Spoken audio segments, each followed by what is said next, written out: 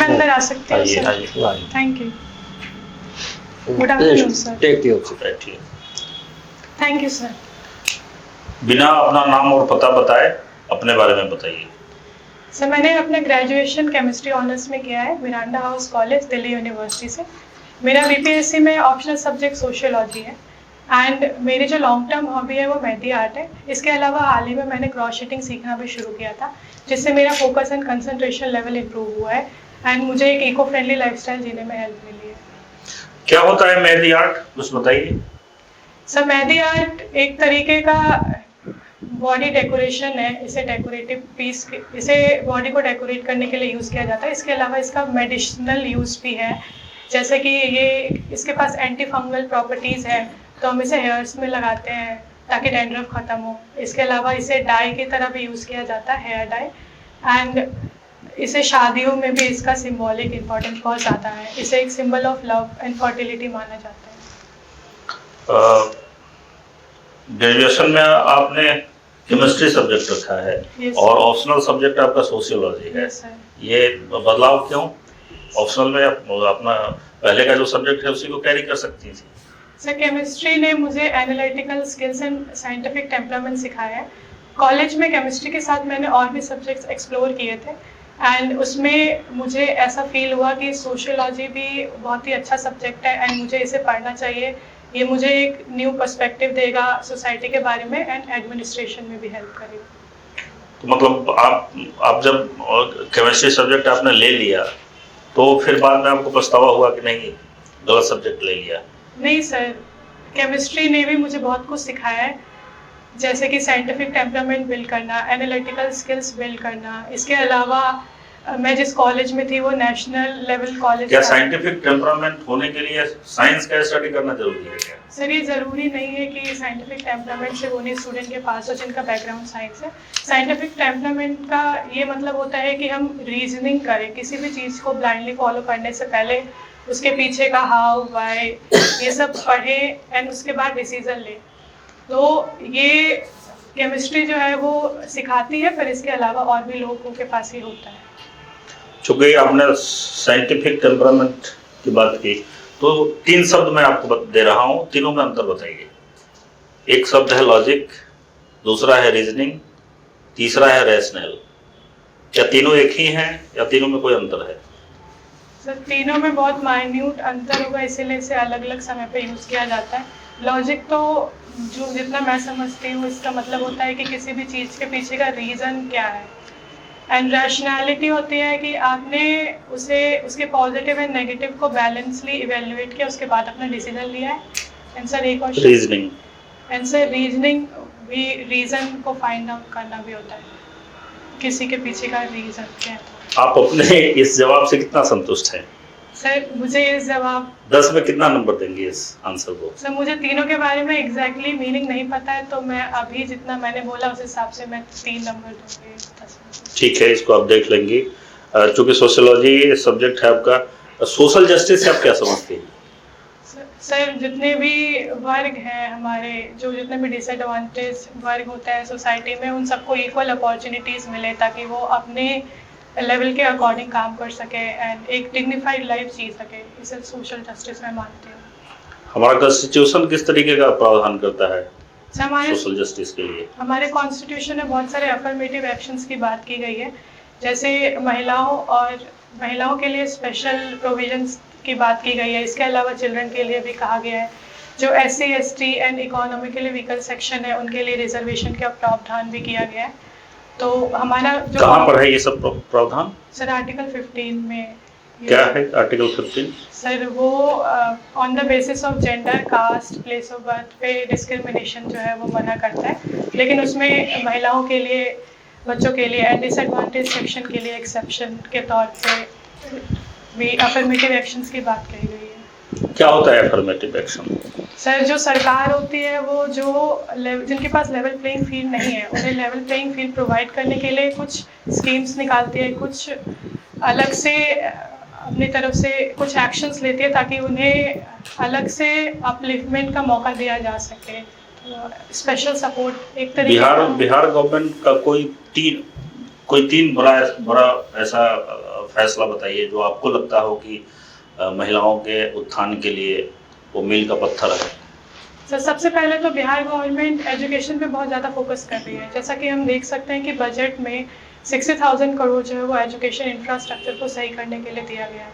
तो ये बहुत इंपॉर्टेंट स्टेप है तो सबके लिए है ना ये सर। पर जितना हम एजुकेटेड फीमेल के ऊपर हम जितना फोकस कर रहे हैं उतना पूरे इंडिया में और किसी स्टेट में नहीं हो रहा है। इसके अलावा हम उन्हें एम्पावर करने के लिए जो महिलाओं के लिए महिलाओं का एनरोलमेंट बढ़े, हाँ नीचे से लेकर के और हायर एजुकेशन तक, इसके लिए सरकार क्या कर रही है? सर इसके लिए एजुकेशन से रिलेटेड बहुत सारे स्कीम्स हैं। सबसे पहले तो उन्होंने बालिका साइकिल अभियान शुरू किया था, बालिका पोशाक अभियान शुरू किया था, बालिका प्रोत्साहन राशि भी देती है। जो 10th एंड 12th क्लियर करते हैं उन्हें कैश इंसेंटिव्स दिया जाता है। जो सिविल सर्विसेज क्लियर करते हैं उन्हें भी कैश इंसेंटिव्स दिया जाता है। जो जॉब्स हैं उसके लिए गवर्नमेंट जॉब्स में उन्होंने 35% का रिजर्वेशन किया है, जो एक सराहनीय कदम है विमेन एम्पावरमेंट की तरफ। एंड जो रोजगार है बाकी लोगों में वो प्रमोट करने के लिए हाल ही में मुख्यमंत्री महिला रोजगार योजना लेकर आई है, जिससे अभी उन्होंने 10,000 विमेन को दिया है, बाद में अप टू 2 लाख तक उन्हें दिया जा सकता है। लेकिन इसको तो जो 10,000 रुपए बंटवाए गए जीविका के माध्यम से, तो इसको तो लोकतंत्र पे कला धब्बा कहा जा रहा है, क्योंकि ऐसा कहा जा रहा है कि महिलाओं का जो वोटिंग परसेंटेज बढ़ा और जितना बढ़ चढ़ के महिलाओं ने वोटिंग में पार्टिसिपेट किया, और जो गवर्नमेंट है पिछले 20 सालों से वही गवर्नमेंट फिर से आ गई, चुनाव आयोग पर आरोप लग रहे हैं, आप इसको कैसे देखती हैं? सर ये कहना बहुत जल्दी होगा कि ये एक धब्बा है। कहा जा रहा है कि महिलाओं ने पैसे लेकर के वोट दे दी, मतलब 10,000 में बिक गई। सर मैं इससे एग्री नहीं करती हूँ, क्योंकि किसी के वोट को खरीदना इतना आसान नहीं होता है। अगर एनडीए वापस से पावर में आई है तो इसके पीछे उनके 5 साल में जो उन्होंने अच्छे स्कीम्स चलाए हैं एंड उन्हें अच्छे से इम्प्लीमेंट किया है उसका एक बहुत बड़ा रोल है। महिलाओं के लिए उन्होंने बहुत सारे स्कीम्स पास्ट में चलाए हैं, एंड जैसे कि हम जीविका देख सकते हैं, जैसे कि वो लक्ष्मीबाई पेंशन स्कीम प्रोवाइड करती है एंड एजुकेशन में भी बढ़ावा दे रही है। ये सब का भी बहुत बड़ा रोल है, जिससे हमारे बिहार के लिटरेसी रेट में इम्प्रूवमेंट हुआ है। तो अब महिलाएं भी सोच समझ के वोट दे सकती हैं, तो ये मैं एक बड़ा फैक्टर मानती हूँ। एंड जहाँ तक कि 10,000 देने की बात की गई है, तो इसे सरकार ने एक इकोनॉमिक हेल्प, एक इकोनॉमिक एड के तौर पे उन्हें दिया है, ताकि वो अपना रोजगार शुरू कर सके। एंड अगले 2 सालों में उन्हें अप टू 2 लाख तक का राशि भी दिया जाएगा। तो ये कहना बहुत जल्दी होगा कि ये एक फ्री भी है या इससे सरकार ने महिलाओं के वोट को खरीद लिया है। इसके ऊपर डिटेल स्टडी बाद में जब करेंगे तभी कुछ कहा। एक लास्ट क्वेश्चन की, जो 35% रिजर्वेशन दिया जा रहा है बिहार में महिलाओं को, अब आप ये बताइए कि आपका एक भाई है और दोनों की पढ़ाई एक ही स्कूल में हुई है, एक ही कॉलेज में हुई है, स्टैंडर्ड ऑफ लिविंग दोनों को एक ही जैसा मिला, पारिवारिक माहौल एक ही जैसा मिला, परवरिश एक तरीके से हुई है, परवरिश में कहीं कोई भेदभाव है ही नहीं। लेकिन दोनों जब बिहार गवर्नमेंट में नौकरी के लिए अप्लाई करते हैं, तो आपका भाई 80 नंबर ला करके पीटी डिस्क्वालीफाई हो जा रहा है और आप 73 मार्क्स ला करके मेंस लिख रही हैं। तो हमको तो लगता है कि ये रिवर्स डिस्क्रिमिनेशन हो रहा है। ये कैसा सोशल जस्टिस है? सर सोशल जस्टिस देने के लिए हमें सिर्फ प्रेजेंट कंडीशन नहीं देखनी होती है, हमें पास्ट के चीज़ों को भी एनालाइज करना होता है। पास्ट में महिलाओं को पढ़ने का अधिकार नहीं दिया जाता था एंड उनकी सोशल मोबिलिटी भी बहुत ज़्यादा लिमिटेड थी, तो उसको करेक्ट करने के लिए स्कीम लाई गई है। हालांकि किसी भी स्कीम को परफेक्टली इम्प्लीमेंट करने के लिए कुछ ना कुछ लूप होल्स रह जाते हैं, तो हम सिर्फ उन लूप होल्स के बेसिस या इंडिविजुअल के बेसिस पे डिसाइड नहीं कर सकते हैं कि ये स्कीम में डिस्क्रिमिनेशन हो रहा है। हालांकि कुछ सालों बाद हम जब इसका एनालिसिस करेंगे, प्रॉपर स्टडी कंडक्ट करेंगे, तब हम ये कह सकते हैं कि इससे कितना बेनिफिट हुआ एंड किसको इससे निकाल देना चाहिए, ये कितना देना चाहिए। पास्ट में डिस्क्रिमिनेशन हुआ है, इस ग्राउंड पर वर्तमान में किसी के साथ डिस्क्रिमिनेशन हो जाए तो फिर तो यही हुआ ना कि एक को हमेशा दबा के ही रखना है। अब जिस तरीके से हो रहा है तो फिर वो तो पुरुष कहीं ना कहीं पिछड़ जाएंगे ना। सर पास्ट में जितने सालों तक ये कैसा मतलब इक्वलिटी है? सर पास्ट में पुरुषों को जितने सालों तक एडवांटेज मिले हैं एंड आज भी हमारी जो सोसाइटी है वो पैट्रियार्कल सोसाइटी है, तो आज भी पुरुषों को बहुत ज़्यादा एडवांटेज है। आज भी महिलाएं जो है वो जब सेकेंडरी स्कूल में जाती है तो मेंस्ट्रुएशन के समय उन्हें अपना स्कूल छोड़ना पड़ता है, अर्ली मैरिजेस का वो शिकार है। तो अगर हम उन्हें कुछ स्पेशल हैंड सरकार जो प्रोवाइड नहीं करेगी एज अ अफर्मेटिव एक्शन, तो शायद वो और पिछड़ती जाए। नहीं, अब ऐसी बात नहीं, अब तो स्कूलों में सैनिटरी नैपकिन बंटवाए जा रहे हैं, टॉयलेट्स की व्यवस्था है, अब तो ऐसी बात नहीं है। सर ये कुछ स्कूलों में है, लेकिन अभी भी बिहार में बहुत सारे स्कूल्स हैं जहाँ इंफ्रास्ट्रक्चर की बहुत ज़्यादा कमी है। एंड इकोनॉमिक सर्वे जो पिछले साल का है वो हमें दिखाता है कि ड्रॉप आउट रेट जो सेकेंडरी स्कूल में है वो 26% है। तो इसका एक बड़ा कारण ये भी है, खासकर महिलाओं का, कि हाइजीन फैसिलिटी प्रॉपर नहीं है स्कूल। कौन, अभी आपने पैट्रियार्की शब्द बोला, कौन लोग संलग्न है पैट्रियार्की में? केवल पुरुष ही इसमें है, इसमें शामिल है, या महिलाएं भी? सर दोनों शामिल है। पैट्रियार्कल माइंडसेट जो होता है वो एक बहुत बड़ी प्रॉब्लम की बात है, जो दोनों में हो सकता है। जो महिलाएं होती हैं वो भी एक पैट्रियार्कल बार्गेन शब्द होता है, जो महिलाएं होती हैं वो भी पुरुष के जैसे बातें करती है, उनके आर्ग्यूमेंट से एग्री करने लगती है एंड दूसरी महिलाओं को दबाने का प्रयास करती है। तो महिलाएं और पुरुष दोनों ही इस आइडियोलॉजी का शिकार हैं। सर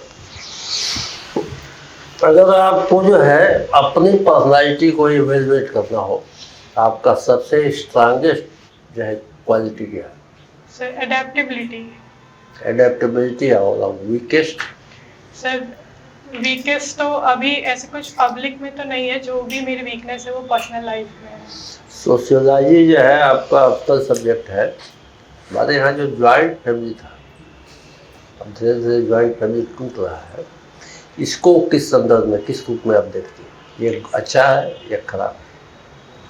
सर अगर मैं सोशियोलॉजिकल थ्योरीज के अकॉर्डिंग देखूं तो जो फैमिलीज का स्ट्रक्चर होता है वो उस सोसाइटी के डिमांड के अकॉर्डिंग होता है।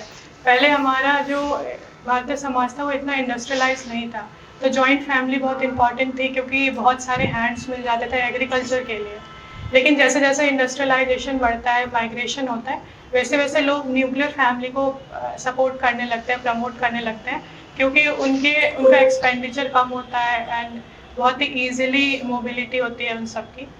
तो ये एक समाज का ढांचा उसके इकोनॉमी पे डिपेंड करता है कि सोसाइटी का स्ट्रक्चर एंड फैमिली स्ट्रक्चर कैसा होगा। आजकल सोसाइटी में डाइवोर्स के केसेज बढ़ रहा है, डोमेस्टिक वायलेंस के केसेज बढ़ रहे हैं। इसमें जो है यूनिटरी फैमिली जो है ये किस हद तक रिस्पॉन्सिबल? अगर दो पति पत्नी में झगड़ा हुआ, कोई जो है परिवार का कोई एल्डर मेंबर नहीं है, कोई जो है। सर ऐसा कहा जाता है कि जो न्यूक्लियर फैमिलीज होती है वहाँ पर डाइवोर्स के चांसेस बहुत ज़्यादा है as compare to joint family. इसका एक बड़ा कारण ये माना जाता है कि जॉइंट फैमिली में आपको समझाने के लिए बहुत सारे लोग होते हैं, उन सबका सपोर्ट बहुत इंपॉर्टेंट होता है जब आप अपने लो फेज में होते हैं। तो ये डाइवोर्स ना होने का एक बड़ा कारण था पहले की सोसाइटी में। पर आज लोग इतने ज़्यादा इंडिपेंडेंट हो गए हैं, इतने ज़्यादा अपने डिसीजन खुद से लेने लग गए हैं कि अब डाइवोर्स के केसेस राइज हो रहे हैं। लेकिन इसका अगर मैं दूसरा एक एस्पेक्ट देखूँ तो एक ये भी है कि पहले महिलाएं जो थी वो इतनी सशक्त नहीं थी एंड वो डिसीजन भी खुद से नहीं ले सकती थी। तो चाहे कैसे भी मैरिज हो, उन्हें उसे अपने लाइफ टाइम के लिए फॉलो करना होता था। लेकिन अब महिलाएं जो है वो इंडिपेंडेंट है, खुद से डिसीजन ले सकती है, तो वो किसी भी ऐसे चीज़ से कॉम्प्रोमाइज़ नहीं करना चाहती है जो उनके डिग्निटी के खिलाफ हो। तो ये भी एक बड़ा रीज़न है डाइवोर्स पढ़ने का। सरकार ने वुमेन एम्पावरमेंट के लिए बहुत सारी स्कीम्स जो है इम्प्लीमेंट किया है। आप अगर एडमिनिस्ट्रेटर हो, और क्या नया फील्ड जो है जिसमें कुछ स्कीम लाने की ज़रूरत है आपके विजन से, और कुछ है जहाँ पर अभी ज़रूरत है वुमेन एम्पावरमेंट के लिए? सर वुमेन एम्पावरमेंट का एक पार्ट ये भी होता है कि महिलाएं डिसीजन मेकर्स बने। तो जो पॉलिटिकल पार्टिसिपेशन है वहाँ पर महिलाओं का अभी बहुत कम पार्टिसिपेशन है। तो उस क्षेत्र में अभी काम करना है, तो मैं उस क्षेत्र में ध्यान दूंगी कि महिलाएं लीडरशिप रोल्स में आगे आए। आप जो है जिस डिस्ट्रिक्ट में मान लीजिए कि आप पोस्टेड है एज एडमिनिस्ट्रेटर, वहाँ पर जो है कुछ कम्युनिटी जैसी है जो क्राइम करना ही उनकी जीविका है। यह शराब बनाने में कुछ कम्युनिटी, कुछ कास्ट पे कुछ लोग हैं इनको शराब बनाने के अलावा कुछ आता ही नहीं, उनको कोई अपराध बोध नहीं है, ये उनका फैमिली पेशा है। ऐसे लोगों के लिए आप क्या करना चाहेंगे? सर इन ऐसे इश्यूज को सिंपैथेटिकली डील करना चाहिए, क्योंकि वो शराब बना रहे हैं एंड उनसे ही उनकी लाइवलीहुड चल रही है। इसमें कहीं ना कहीं पूरी सोसाइटी एंड स्टेट भी रिस्पॉन्सिबल है कि वो उन्हें एक बेहतर जीवन नहीं दे पा रहा।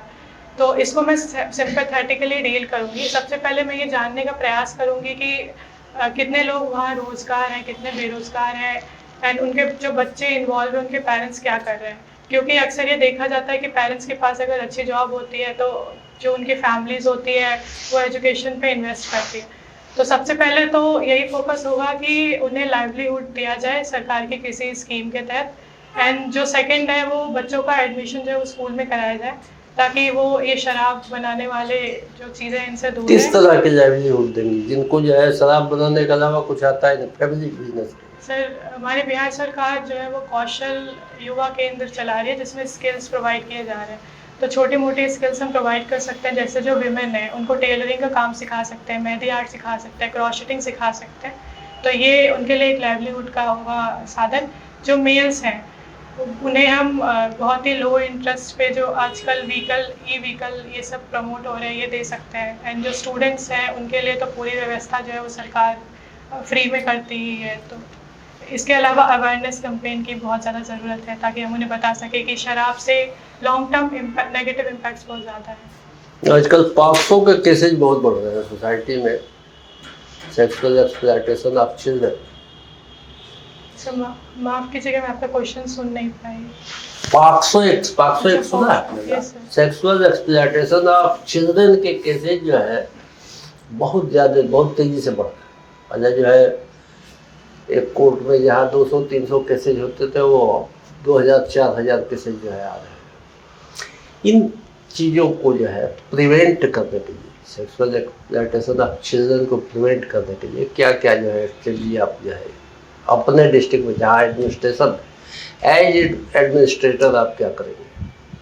सर अगर बच्चों के साथ ऐसा हो रहा है तो सबसे पहले तो इसमें नेगेटिव ये है कि मोरालिटी एजुकेशन की कमी शो करता है, ये कि लोग जो है वो ह्यूमन डिग्निटी को उतनी रिस्पेक्ट नहीं दे रहे हैं। एंड बच्चों के केस में तो बहुत ज़्यादा सेंसिटिव मैटर है, क्योंकि उनकी पूरी लाइफ का सवाल है।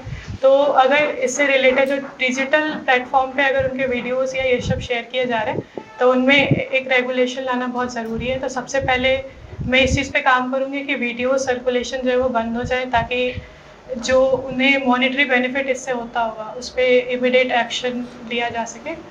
सोशल मीडिया पर जो है इस तरह के जो है मैटर्स ना हो, ये जो है आप एज ए डिस्ट्रिक्ट में आप जो है कर सकते हैं, है आपके इसमें सोशल मीडिया पर बैन?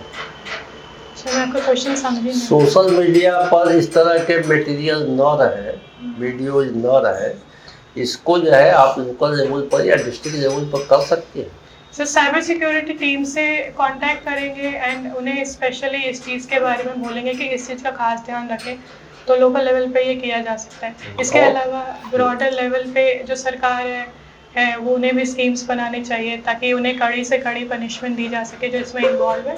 एंड जो बच्चे हैं वो कभी कभार उनके पेरेंट्स जो होते हैं वो अपने बच्चों को सेल कर देते हैं इन कामों के लिए, इसीलिए जो बच्चे हैं वो प्रोस्टिट्यूशन में भी काफ़ी शिकार हो जाते हैं। तो इसके लिए पेरेंट्स को एजुकेशन देना ज़रूरी है एंड लाइवलीहुड अपॉर्चुनिटी क्रिएट करना ज़रूरी है, ताकि वो इस तरीके के काम में इन्वॉल्व ना हो। एंड बच्चों को प्रोटेक्शन प्रोवाइड करने के लिए बच्चों को अपने राइट्स के बारे में जानकारी देना बहुत ज़रूरी है स्कूल्स में जाके, कि अगर वो किसी इस चीज़ का शिकार हुए तो कंप्लेन यहाँ कर सकते हैं। एंड उन्हें एजुकेशन भी फ्री में प्रोवाइड कर रही है सरकार, तो इसे अच्छे से इम्प्लीमेंट करेंगे तो इस चीज़ को रोका जा सकता है काफ़ी हद तक। एक घटना हुई इस तरह के, मान लीजिए किसी बच्चे के साथ या बच्चे के साथ जो है इस तरह का सेक्सुअल एक्सप्लॉयटेशन हुआ, इसको लेकर के आपके क्षेत्र में बहुत ज़्यादा रिवोल्ट, बहुत पब्लिक बहुत ज़्यादा जो है, उस समय आप जो है किस तरह के मेजर्स उन लोगों को जो है पेसिफाई करने के लिए क्या करें? सर सबसे पहले जिसके साथ ये घटना हुई है मैं उस बच्चे से मिलूंगी, क्योंकि इस घटना के बाद एक साइकोलॉजिकल ट्रॉमा बहुत ज़्यादा होगा। तो उससे बातचीत करके उसे आश्वस्त करना कि हम उसके साथ हैं एंड उसकी कोई गलती नहीं है, ये बहुत ज़्यादा इम्पॉर्टेंट है। तो सबसे पहले मैं ये काम करूँगी। इसके बाद जो कल्प्रिट्स हैं जिन्होंने ये काम किया है उन्हें ढूंढने के लिए अपनी टीम को बोलूँगी।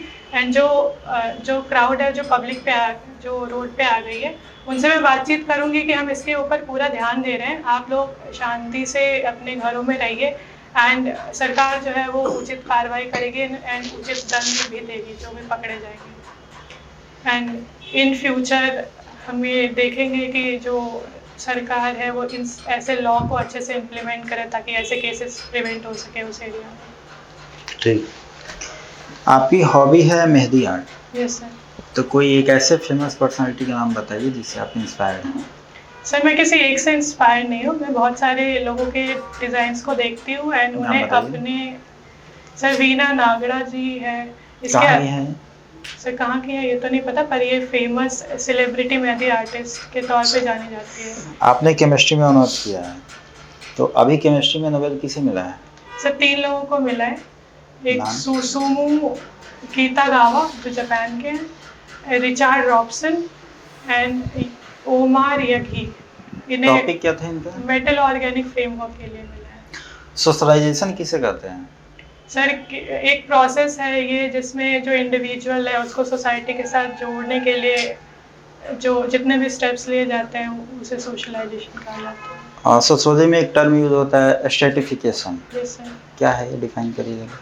सर किस ग्रुप्स को एक ऊपर से नीचे हायरार्की में अरेंज करना को स्ट्रेटिफिकेशन कहते हैं।